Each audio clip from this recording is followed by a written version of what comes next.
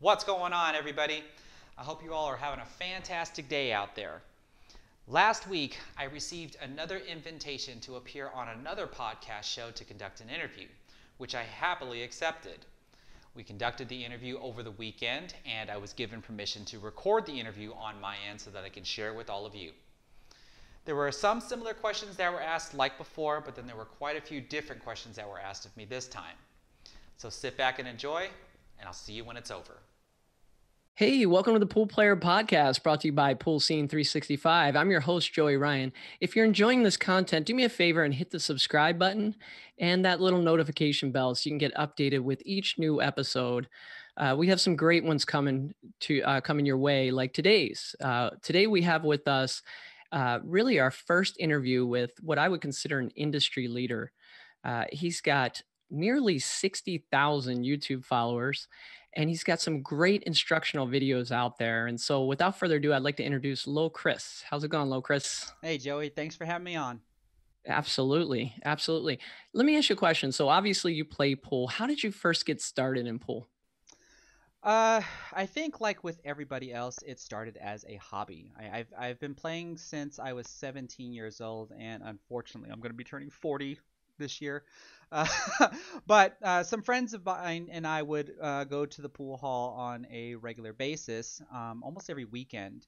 And there was actually a point in time where I actually showed up by myself. It was always used to be me and my best friend, and then sometimes some other friends would show up. But then finally, one particular weekend, it was just me by myself.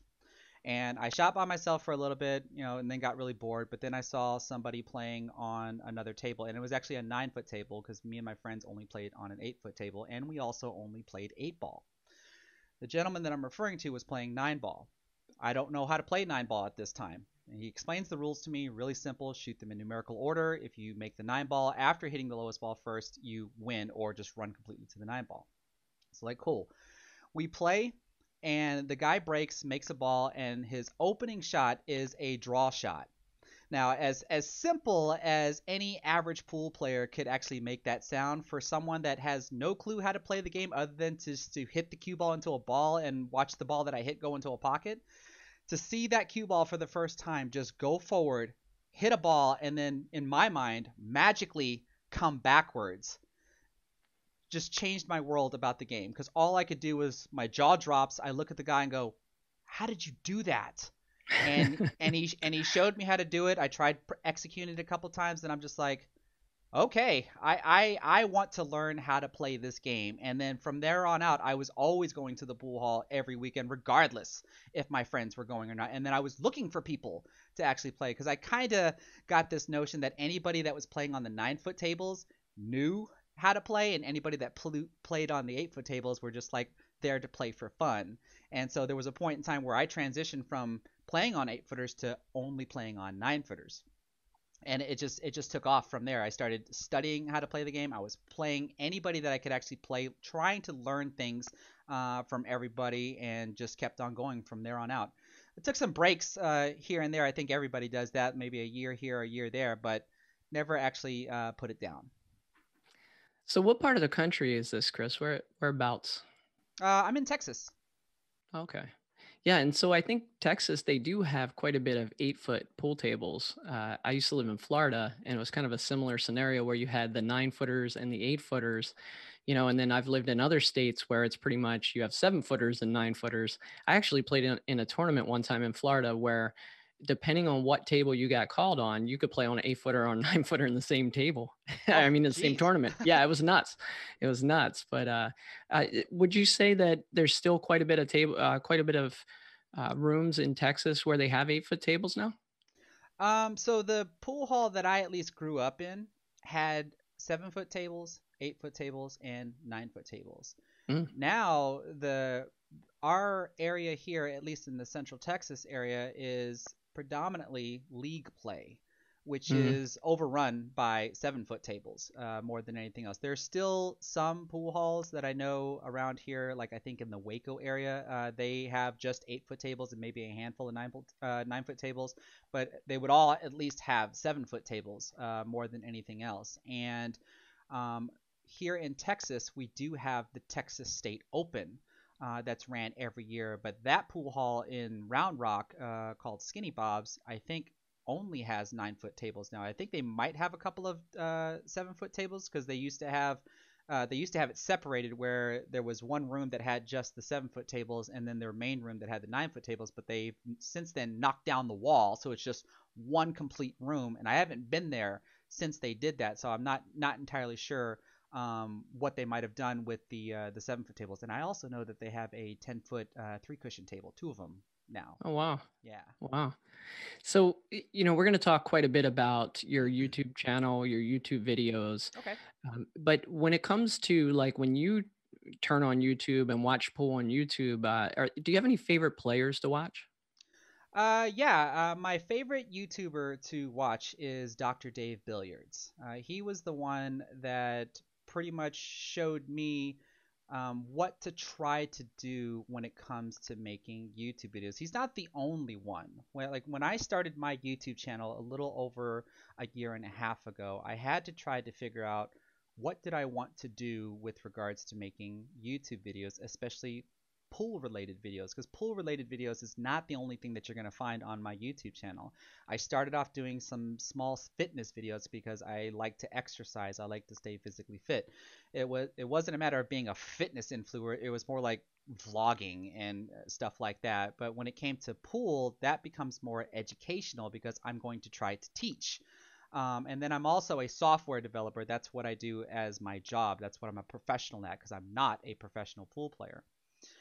So I looked at Dr. Dave's. I looked at Sharavari. He's another good YouTube pool player that I follow. Jaden Dupree from Dupree Trick Shots is another good one. Just to name a few. Hmm. Just to try to figure out how are these individuals teaching, because one, I don't want to copy them. Like I have to try to figure out how to be unique. So I'm looking at like what camera angles are they using when they do all their filming. More importantly, what words are they choosing when they say certain things, especially knowing that pool between the United States and say like the United Kingdom, we have different terminologies. Yeah. In pool we say draw, in the UK they say screw. In the US we say billiard, but in the UK they say cannon. So like I try to look at all of those individual things and try to figure out, okay, what am I going to say? How is it going to look? And then what am I going to demonstrate, especially with the correct camera angles to where hopefully somebody can get it. Because when I look through their comment section and I start to see questions, multiple questions, then I think, did they not explain it well enough, or was it the commenter that just didn't get it? And I tried to balance it to where maybe it's a little bit of both. So if I try to teach the same exact thing, how could I teach the same exact thing without getting that question? Because then I know that I've explained it well enough to where hopefully more people will be able to understand it. That's really interesting because with this podcast, I'm interviewing, a lot of top players and they've been interviewed before. And so one thing that I've done is gone back and watched their interviews the same way you watched, Dr. Dave's videos. But one thing I didn't do that I love that you said is you went down through the comments and you looked at what people said about it. And, that would probably be a really good way for me to go about, attacking these interviews because I might find things that people have said, hey, I wish you would have asked them this, No, and like, in, absolutely. Because yeah, at least I would think that from a YouTube perspective, the interaction that you get from the comments, because people are going to ask, why do you do? I mean, there's going to be trolling, and then there's going to be questions, and there's going to be compliments. I think that's basically what you can see in the comment section, as also in some dialogue. People might actually talk to each other in the comment section. And having been a college adjunct faculty, I used to teach after I got my master's degree, and so to physically teach people, but the only advantage I have from physically teaching people is seeing body reaction, body language, to know whether or not if they're actually getting it. Here, all I have is words. Someone's going to type, well, did you mean to say this? Or I don't understand when you say this. And then now I have to think about, well, this is what they're talking about in the video. This is how I said it in the video. Now, how do I transform that sentence into another sentence that means the exact same thing that answers that question? Because clearly what I said didn't work. And that's something that I'm always constantly struggling with on how I'm going to say something to portray whatever lesson that I'm trying to teach. Yeah, and so you have a background in teaching, which I think you kind of need, right, to do the types of videos that you do. So, tell us about, when you made that transition to start teaching pool. Uh, I think that's always been since I was going through college. I went to college to become a software developer, and all through college, after making good grades, my instructors would ask, how do I feel about tutoring? Or being a lab assistant, being in the computer lab and helping other students with whatever homework that they're working on. And I took that as a job while I was going to college. So there was a point in time where I'm at least helping college kids like myself, because I was also a college student, to finally, again, after graduating with my master's degree, the college offered me a job. So now I'm going to, get paid part-time salary to teach college students. And I went to a non-traditional college. Non-traditional meaning that the student body is primarily made up of people that are not fresh out of high school, Yeah. which would be, traditional would be 18 on up. Non-traditional could be anywhere from like, 20, 21 on up to, Lord knows what. So for me, as a pool player, especially when I thought I was like coming up at the ranks, at least in my area, and people would start asking me just to ask, how do you do this? And so I try teaching them. I show them how to hold the cue, how to swing the cue, where to hit on the cue ball, et cetera, et cetera.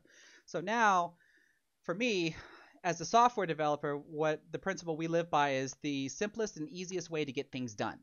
Mm. So you take that principle and think about how many times I get asked to show something. Well, instead of being asked multiple times and having to re-explain it multiple times, here's a video that answers your question. At least hopefully it answers your question if I presented it well. So now when people usually ask me stuff, I'll ask them, go check out this video first.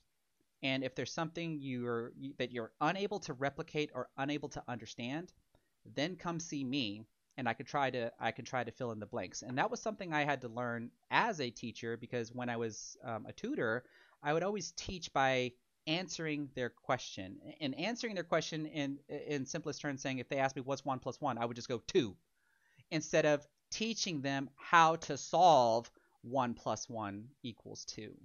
And so that's what I was referring to when I said that go watch the video first and see what you can learn on your own. And if you can come to me with a question of what you didn't learn, then I'm going to try to fill in the blank on that one. Yeah, and we have to be getting pretty close to the point where it's tough for you to get a question that you haven't covered in one of your videos. How many videos do you have on your channel now? Pool related videos, I don't know what the exact number is. I have quite a lot, because I don't try to just teach. I try to be entertaining as well. So I've done some stuff to where like every video on my channel is organized into playlists. So that way, hopefully, it's easy to navigate through my channel and stuff is easy to find. So I have a list where there are just strictly pool lessons. I'm covering a specific topic and trying to break down something on how to do something with the game of pool. I do have a playlist where I've published my APA League matches, because I do play in the APA League. So as long as my opponent is okay with being released onto the internet, then I just take my raw footage that I have and just publish it, which is good. I like that I get to do that from time to time, because in case anybody doesn't know, if you see an actual recorded YouTube video, especially instructional YouTube videos, more than likely what you see on the video was not done on the first take, especially with me. It does take multiple takes, but when you watch me do an APA match, there's no multiple takes. It's just, this is how I truly play. And you're either gonna compliment and say it's good, or you're gonna criticize and say that it's bad. Whatever. But it's the real me playing pool with my decisioning, and the only thing I'm doing with the APA matches is I try to provide voiceover commentary as to what I must have been thinking at that point in time to try to do whatever it is that I was doing in order to break down the table and hopefully create a run out. Yeah, if I did that, there'd be times where I would say, I have no idea what I was thinking. I have That's I for have sure. those from time to time. Yeah. So you introduce some innovation or what I view as innovation into your videos, where you'll run tables with GoPros, to show like that perspective of what it looks like behind the cue ball. And, as you're stroking the ball, you can see when you're going to put right hand English, low English, high English. And I think that really helps people out a lot. You also have a little cue ball diagram in the corner where you can show, I used one tip of right hand English or two tips of right hand English. Was this something that you just came up with on your own, or had you seen it out there? And do you have other things that you're wanting to do from like an innovation standpoint in your videos? Uh, let's see here. I remember at one point in time, I think when I did my first GoPro video, I did get a comment saying that did I get this idea from Sharavari because he has really, really awesome GoPro videos that he does. And the answer is no. Because one, when I first started, I already had a GoPro. But the problem with my GoPro that I had, not the one that I've been using, but my older one, is that it's an older model. So if I were to strap that thing on my head, I would have no clue what it's recording until after I'm done, and then decide was the angle correct? Can you see what I need you to see, etc., etc. Versus the new ones like the GoPro Hero 8, you can use your phone to see what your camera's seeing, and I can tilt it up, tilt it down, and stuff. So before I started using the GoPro, I actually had glasses, like actual glasses that I could wear, and I have like 2 or 3 videos where those glasses are actually being portrayed. The only problem was that if I put the glasses on, the camera's right here on the bridge. So when I'm coming down to shoot the shot, even though my head's up, the bridge is still down. So it's not actually seeing straight across what I'm seeing. And I illustrate that. I think it was either on my top spin or my bottom spin video to where I can see what I'm doing, but you can't. And I had to move the glasses up to my forehead, which is basically what you do with the GoPro. And Yeah. so after I got the new GoPro, I pretty much put the glasses down and started wearing the GoPro. Yeah. Yeah. Plus the GoPro has better quality for the video. Yeah, and I've seen a few other folks that do it with the GoPro, and I can tell right away that you keep your head rather low, like Hmm. chin close to your cue, because you're really looking right down the barrel. Where I've seen other people do it and their head's like really high, and when it's really high, you get a different perspective, and frankly, not as good a perspective because you're not able to see the English and things like that. Right.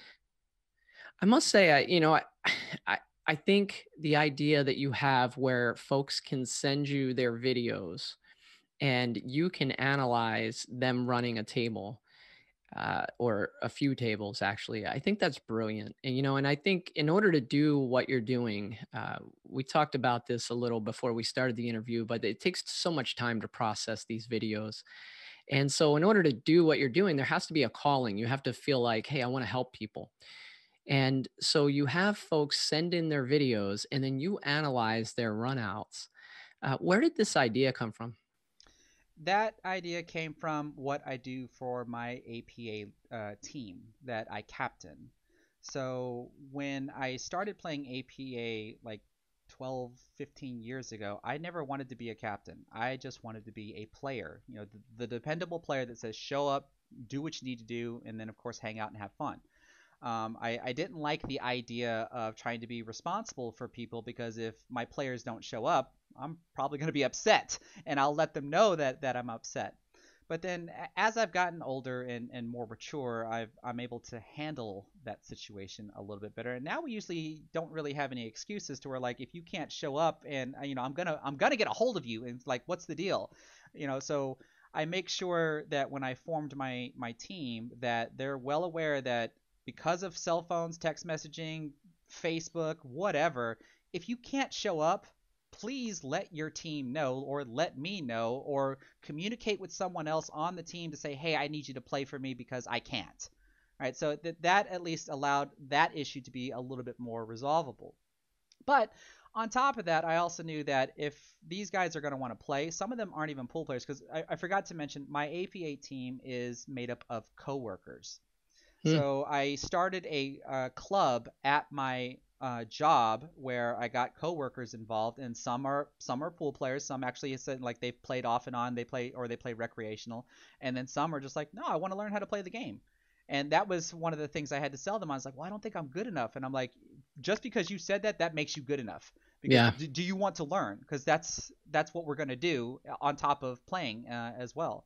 So I was able to start recording videos of their APA matches. Those don't touch the internet though. Those I give back to them with the same type of analysis that I do have on YouTube from the videos that I have on my channel, because those are people from across the country or across the world that are sending me in their games, and I'm analyzing them. So I already have prior experience of analyzing a game and trying to break it down for YouTube, and it evolved. I did my first one; it was like over 50 minutes long. The second one was over an hour, and I even said in that video, I was like, I understand this is over an hour, and it's probably gonna be a little hard to swallow to sit there and watch for an hour. So what do y'all think I should do?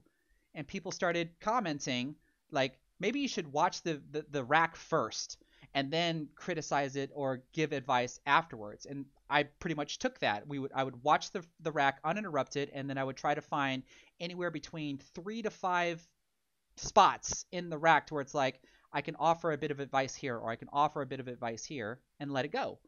And that at least prevented the video from being over an hour long. They can range anywhere from 30 to 45 minutes, but the main time driver is how long does it take the individual to run the table. Like that, I can't do anything about that Right. except maybe speed the video up. But then I might lose something because I'm not looking at just pattern plays and shot making. I'm looking, are they moving their hand when they shoot? If the camera angle allows it, how do their feet look? Their posture. I'm trying to find all little types of things like that on top of what balls are they actually shooting and what patterns are they actually playing. Yeah, the one I just watched, a guy broke the balls, and on his follow through, he swung way to the left, Yep, and I watched you watched the rack, and then you came back and you said if you're swinging that far to the left on your follow through, you're probably starting out, out to the side, and that's really messing with your power. It's messing with your accuracy, and little things like that. But I love what you said about the getting the league players involved and teaching the league players. I met my wife playing APA actually. nice. And the problem that I had though was when I would coach and help our team, it seemed like I always had to find new players, because they'd escalate through the rankings so quick. I'm sure you probably deal with that yourself, That's especially with the expert tutelage you give them. That's exactly what my team deals with. Like I used to play APA 9 ball with my coworkers. I can't anymore. Our roster does not support me being a skill level 9. So unless I find lower skill level 2s and 3s that we can get on the 9 ball team, then I can join the 9 ball team again. I can obviously be on the team, but I would never get to play. Like I can always be there to do timeouts and stuff, but that would serve no purpose. Yeah. So Chris, my audience is not quite as big as yours, but if they wanted to send videos to you, what do you recommend? Obviously, first subscribe to your channel, but how would they go about doing that? Well, subscribing to my channel is not necessary. Subscribing to my channel is only when I do giveaways because I want uh, a subscriber to receive an item, someone that actively follows me. I think some people, I think there might have been like 1 or 2 people that I've done reviews on that just aren't subscribers, and that's not a big deal to me. I used to have it to where they would actually email me their videos. I stopped that because I thought of the idea, well, what happens if someone emails me a virus? Mm. Of course, I scan everything. Like I take necessary precautions to make sure that I don't get something dangerous for my computers. Then I said, well, enough of that. Upload it to your YouTube channel. Because since I've become a YouTuber, I kind of promote the idea of being on some form of social media like that besides Facebook. So it's like if you have a passion to do something and you talk about like I want to do this, I want to well why don't you start blogging about it on or vlogging with a V about it on YouTube or whatever. So that way it's always there and you don't even have to make it public if you don't make it private. Yeah. You just have it there and then if you ever find the courage enough to do it, and I do say courage, like it does take courage to put something out there for the world to see and to criticize or troll, then do so.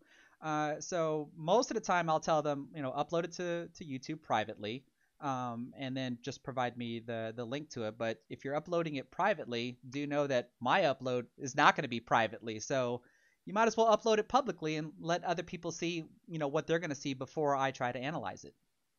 Yeah, and that's a great segue because your YouTube following is, pretty massive. I remember when I first had my idea to start interviewing pool players and industry folks, I remember, people were saying, well, how many followers are you going to get? How many subscribers? And at the time, I was just passionate about what I was doing. So I didn't really care. Obviously, the more subscribers I get, the more, I can get the stories of these guys out to the world. And I want to do that. And so I've started to focus more on that. But you have almost 60,000 subscribers. You have a few videos with 1 million views. I mean, that's insane. So, what would you say to the average Joe like me, who has this idea, pool related, and they want to take it to YouTube and do something with it? Like, what advice would you give them starting out? I've already tried answering that question for a lot of different people. I have no clue why I have almost 60,000 subscribers. Like, I really don't. I am not the type of person that tries to boast about themselves and saying, like, look at me with my 60,000 subscribers. Because all I can say is when I started knowing that I was going to do pool related stuff on top of other things like fitness as well as computer programming. I have computer programming videos that are on my channel. I did research. I went and watched Dr. Dave videos. I watched Sherry, all the pool related videos that were out there. Not all of them, but a lot of them. And just tried to figure out what I'm going to do that's going to allow it to be unique besides me being the uniqueness of the video. You watch a top spin video by me, you watch a spin video by somebody else, there's going to be something that separates those two videos. And that's what I try to key in off of. One, because it doesn't mean that I'm copying the person, because that's what I don't want to do is copy somebody, regardless of the fact that we're talking about the same exact thing. So, like, how do you not copy? Well, different words, different camera angles, different presentations, just something to try to slightly separate it, just to be able to make it unique. After that, you have the video. Well, then how does the video get discovered? Well, I had to research that as well, and it turns out that when you upload a video, you have to, or you don't have to, but it's recommended that you should be applying what's called tags to your video. And tags are basically keywords that are used that when you do a search, either in Google or in YouTube, that if any one of your tagged keywords is typed in the search bar, then it might, and I say might, show up in the result list. And so what kind of tags, what kind of keywords should you have in your videos? Well, it should be most likely the title of your video and anything that actually describes the content of the video. If we're talking about bank shots, for example, the word bank might want to be a keyword that you would tag in there, or bank or banking or one rail bank shots. Now, when you say bank, bank is a pool related term, but bank is also not a pool related term because it's a financial term, banks, right? So if you search for bank, you might get some pool related material, you might get some financial related material. That's the purpose of the keyword search. So the more tags that you have in your video that's related to what you're actually doing in the video, then the higher the probability that it might be discovered. And then I think after that, I don't know how the YouTube algorithm works, but I think after that, the likes, the dislikes, the number of comments, and the number of views, all of the interactions that your video could possibly achieve helps promote it being viewed multiple times after that. And then there's going to be like a slowdown rate, like your video is going to peak and then it's going to plateau and then it's just going to like drift on down and then just reach a steady maintenance set to where like this is how often it's going to get viewed, every day. Hmm. Yeah, so that's interesting about the banks. I never really thought about that, and I think that could help a lot of people. What about the folks that are out there? Like I had an idea for my channel 2.5, 3 years ago. I fly for my day job. You program software. I sell software, Oh, so okay. we yeah we'd be a good team together. But that means a lot of time on an airplane for me. And Mhm. so I had this idea, and I was like, I want to start interviewing people, top players, and get it on YouTube, and let people get to know some of these folks in the industry. And so I sat on it and I didn't move for, 2.5 years until, just about a month and a half, 2 months ago. What could you tell people who are kind of in that position, who have an idea, but there's just, maybe they feel a little overwhelmed with actually moving on it? Is there any advice you can give them? Um, I think based on what you said, I think the only advice I can have is the to just to have the courage. Like, and I said that before, like how you have to have courage to publish something on YouTube. It's easy to publish something on Facebook because you're publishing it to your friends Yeah. and getting whatever, criticism, feedback, jokes, whatever that you're going to get from your friends. But when you publicize something to the internet, it's not just your friends. And so, it takes one negative comment to just totally rip your momentum apart to where it's like I'm not going to do this again. So I guess the best advice I can give is if you know how to mentally prepare for something like that and basically realize that whoever says something like that to you is someone you don't even know.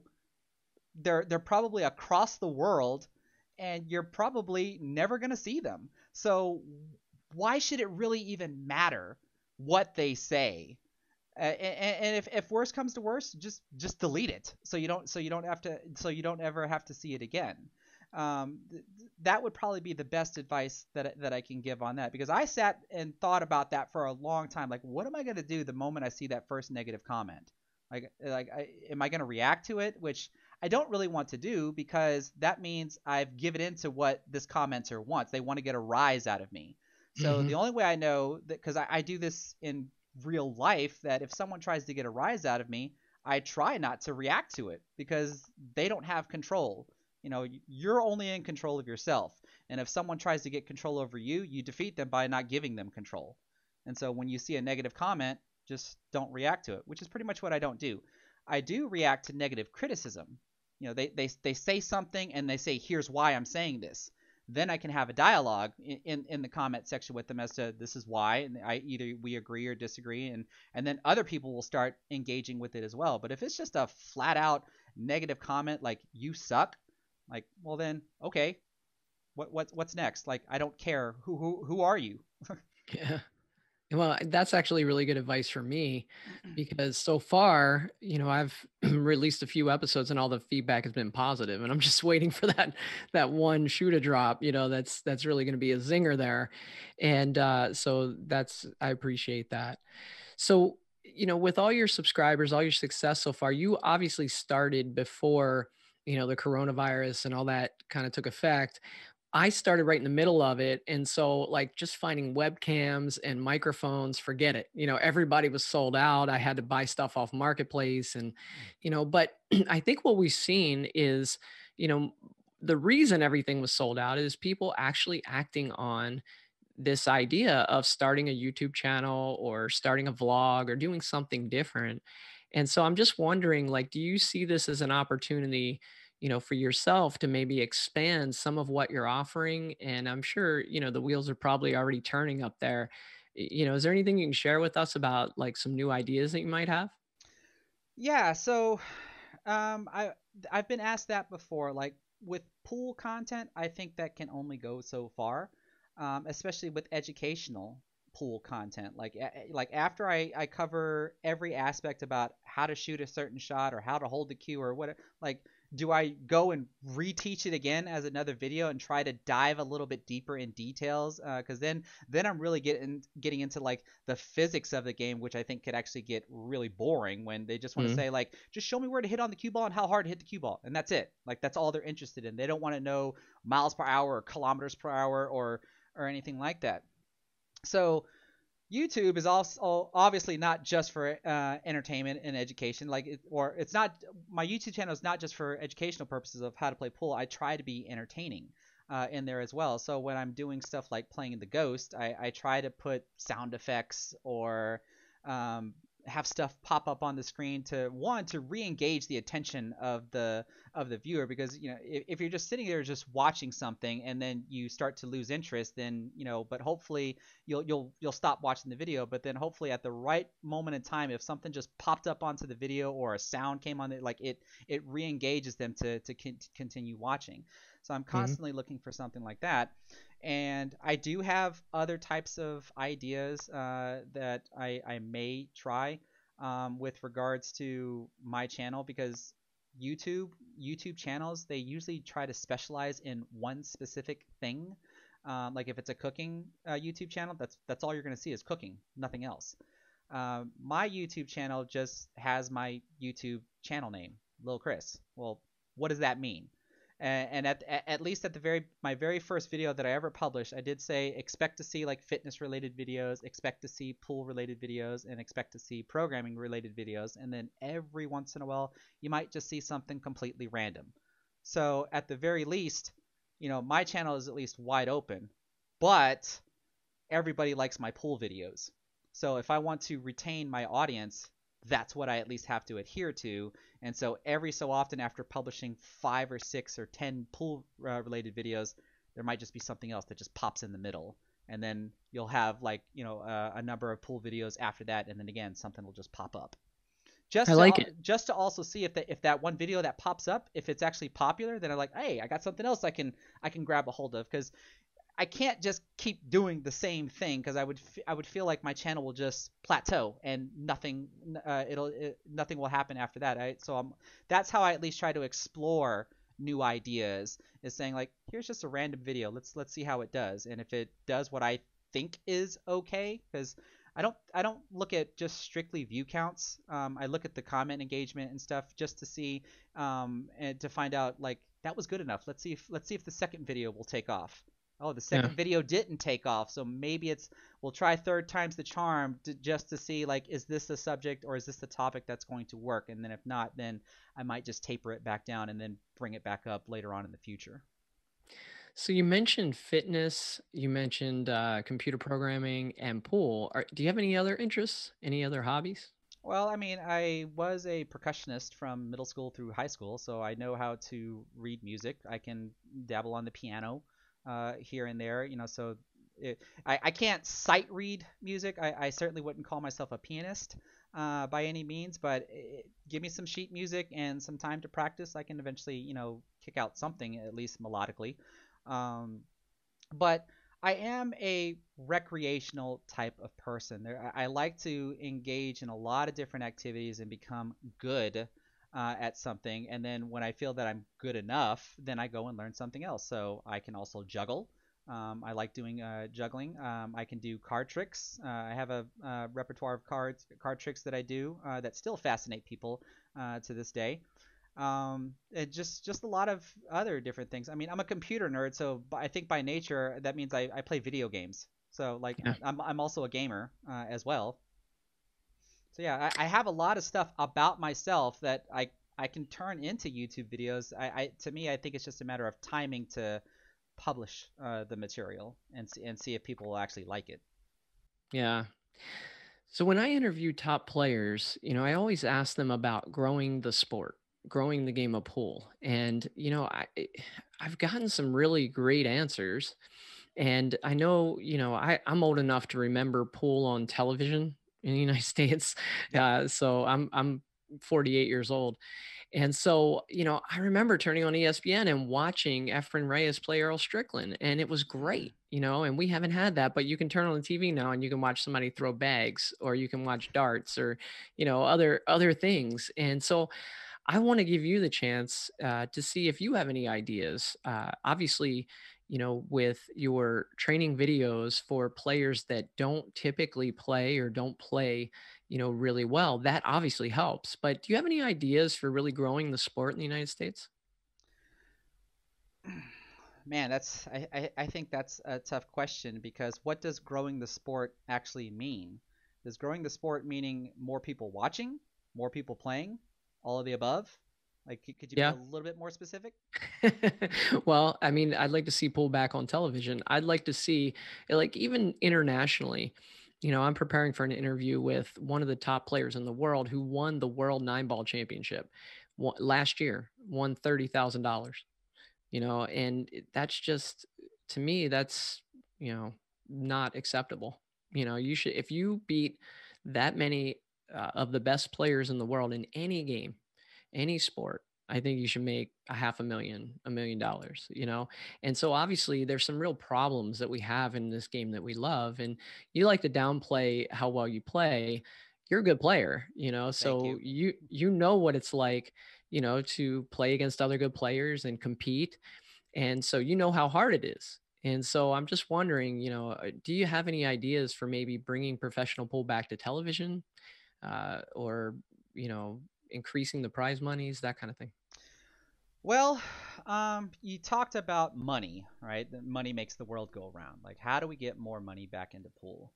And I kind of feel like we're already doing that. Like, with what you're doing, with what I'm doing. There are other podcasters out there. We Pool is at least all over social media. There are plenty of people out there that live stream pool events, whether they're professional pool events or they're their own local pool tournaments kind of thing. And it's already out there. Um, I will have to say though that, and I've said this before, that the professional pool players make the game great because to watch the way they know how to manipulate that cue ball around the table, get out of trouble spots and everything else, that's the most fascinating part about the game. The But there's not a lot of them. Like you can say there's a lot of professional pool players. Like that's a blanket statement. However, there's a whole lot more non-professional pool players, Yeah. and they don't get any type of publicity unless they have their social medias or the APA does do that at least with their national tournaments, but that it's only for the winner. Like the winner is what gets publicized, not everybody else that basically tries. So Mhm. I would have to think, and that's like I think that's with any professional type of sport or competition. Obviously, whoever's up at the top will get the most notary for the event. But I would think it would also maybe be helpful if you can figure out a way to involve everybody else as well, especially if there was an up and comer or anything, because I think it's safe to say that we like to be recognized for things that we do, and if there's an individual out there that's just busting their butt to try to be good at something, but just somehow keeps falling short and not really getting where they feel like they need to get, can that person be helped just from recognition?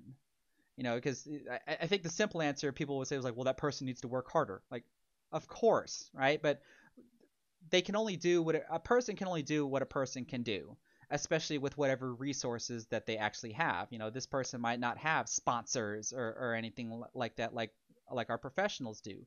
So, how can we help any up and comers get their notary on top of even people below that? So if all we're doing is hearing about the same people over and over again, I think that does get kind of boring, right? We want to hear about people that are growing, and we get that every now and again. We went from all of the Efren Reyeses and the Earl Stricklands, and now we've got the Shane Van Bonings and the Skylar Woodwards, etc. So they come. I just don't think they come in a high enough volume that goes to like what you said. Why aren't we on TV?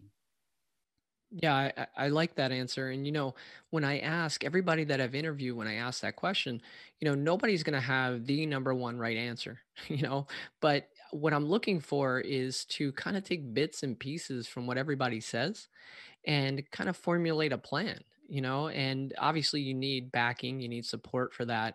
But I really like some of the things that you said there about, finding ways to really have a turnover of players quicker than like an entire generation, Right. right? Because we went from the Earls and the Johnnies and the Efrons, and now we got the Shanes and the Skylers, but what about that group in between, Right. and how can we start kind of bringing these players along, on a more frequent basis? I like that.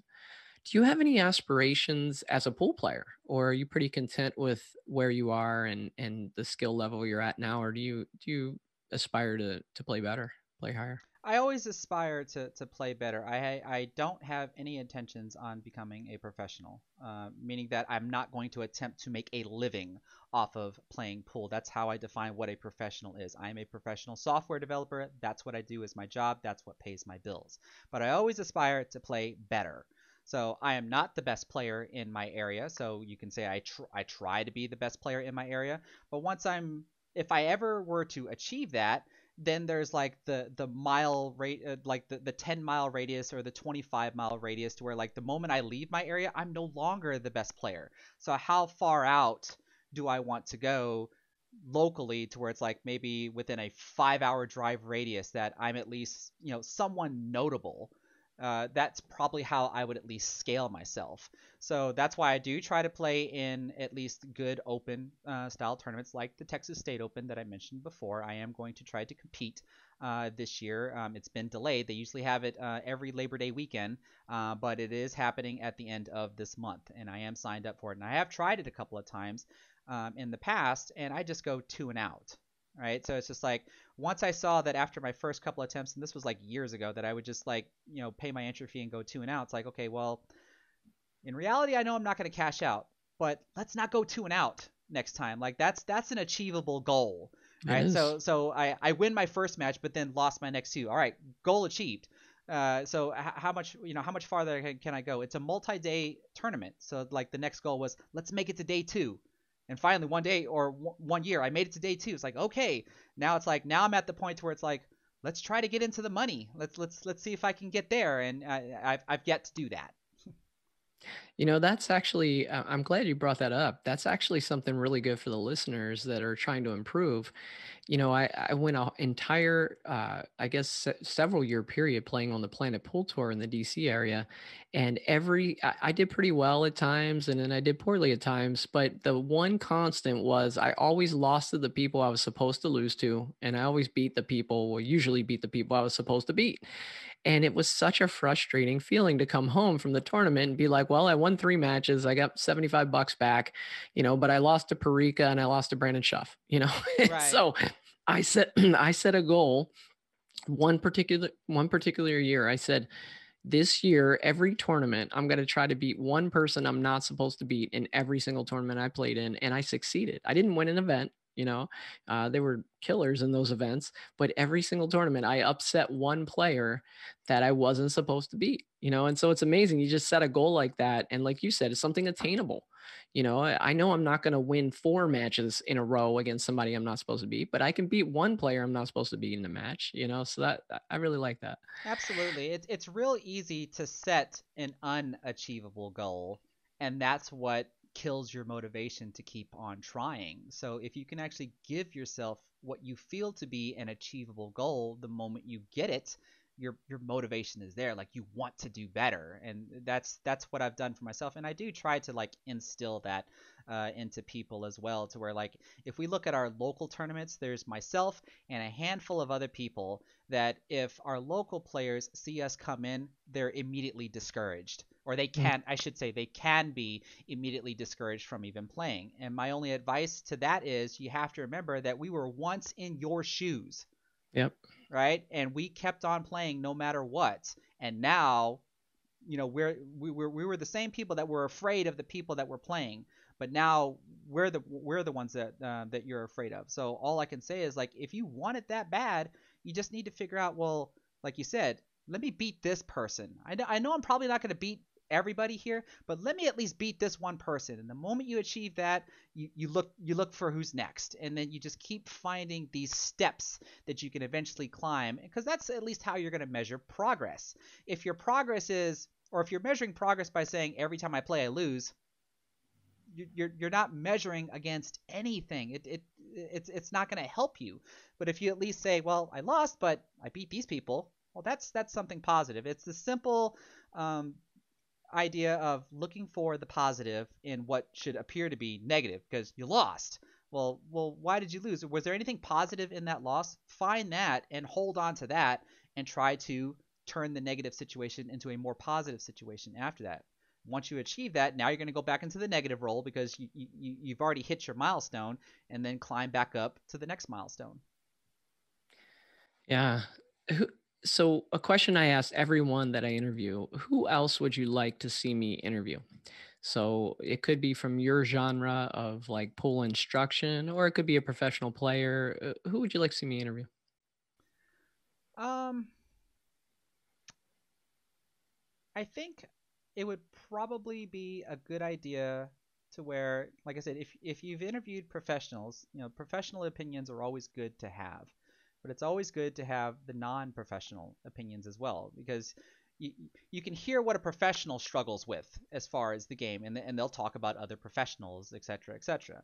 But what about the non-professionals? What do they struggle with? Because again, like I said, in my opinion, I think those are the ones that need the most help in order to help make the game as popular again to be on television rather than just on the internet.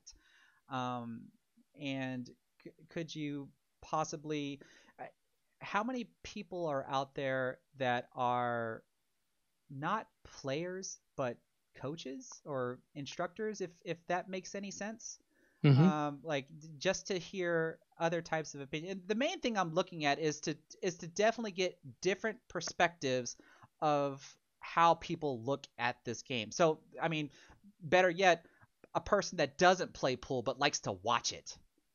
Like what's their perspective and what do they think it would take to make it popular again, or what would entice them to not become a watcher but to become a player? Like I think maybe that would be something pretty cool to see. Yeah, I really like that. When I started doing this, I felt like I needed to be narrow focused, and for me, I've competed against some top players, and I have a pretty good network of people that I knew, so I knew I had a way to get started and start talking to some of these pros. But now I'm at the point where I want to start talking to more people. So I think that's really good advice. I really appreciate your time today, Chris. I think that what you're doing for the game is great. You're bringing the instruction side of the game to so many people who wouldn't maybe normally see it, or maybe they went out on a date or they're going out on a date and they're like, oh, I want to impress this girl or impress this guy. And so they check out your video and they hit a draw shot and their date has the same reaction you had the first time you saw a draw shot. I mean, how Right. awesome is that? And so if we're going to build this game, at the professional, at the top levels, it has to be built all the way through, from the very beginning player that first saw that draw shot and just got something going inside of them. And you're doing that. So I want to thank you for that. If there's ever anything that I can do to help you, please, feel free to ask. And, I'd like to stay connected with you. Absolutely, absolutely. I really appreciate that. The thing that I can probably just leave this on as far as the teaching aspect of it is the idea of knowing that somebody is struggling with something. Doesn't doesn't have to be pool. It just they're struggling with something to learn something. And so this is coming from me as a college instructor as well. If a student is trying to learn how to program, or an individual is struggling to find the job that they want, or whatever the obstacle course is that someone's doing, if I'm able to turn that light bulb on, anybody that has experienced what I'm talking about should understand what I'm talking about here. The joy that you can actually see when the epiphany moment happens on the individual that you're trying to help out. That's very beautiful to me, to see that and to know that I was a part of that. And I relate that to when people ask me, how can I sit in front of a computer all day long and write computer software? And my simple answer is this: if someone out there is using the software that I helped build, and that is making their life or their job easier to do, I know that I played a part in that. And so if you translate that definition to anything else, I helped this person become a better pool player, I helped this person do this, or I helped this person, I had a part to play in the betterment slash improvement of another individual. That's primarily why I have what I have on my YouTube channel. That's awesome. So the channel is Lil Chris. And any other social media you want to share? There is my Facebook page, Facebook/ Lil Chris Pool Player, as well. I use that as kind of an extension. I don't have Instagrams. I'm not really a big fan of social media. Like I have my personal Facebook page as well, but that's to keep in contact with friends and family, kind of thing. I don't have Instagram. I don't do Twitter or anything like that. But at least for my YouTube channel, I do have an extension of that on Facebook. Awesome. Well, Chris, thanks so much. Really appreciate it. Thank you. Thank you for having me. So there you have it, everybody. It was such a pleasure to be able to appear on the Pool Player podcast show, and hopefully now, along with the Cue It Up podcast show that I appeared on, you now have a better understanding of why I do what I do with my YouTube channel. Now, if you've made it this far in the video, let me know what you think about in the comment section below regarding the ideas that I had mentioned about what I can do to add more content to my YouTube channel on top of what I already do. Now, with regards to me conducting interviews with pool players like I've done in the past, I think after doing these two podcast shows over Zoom that I'm ready to try to do an interview over Zoom as well, so that way I can also reach out to other players across the United States rather just in my local area. So if you think you might be interested in wanting to appear on my YouTube channel and just tell your story, feel free to reach out to me either via email or on my Facebook page. So if you like what you saw, give this video a thumbs up and don't forget to subscribe. Take care, everybody.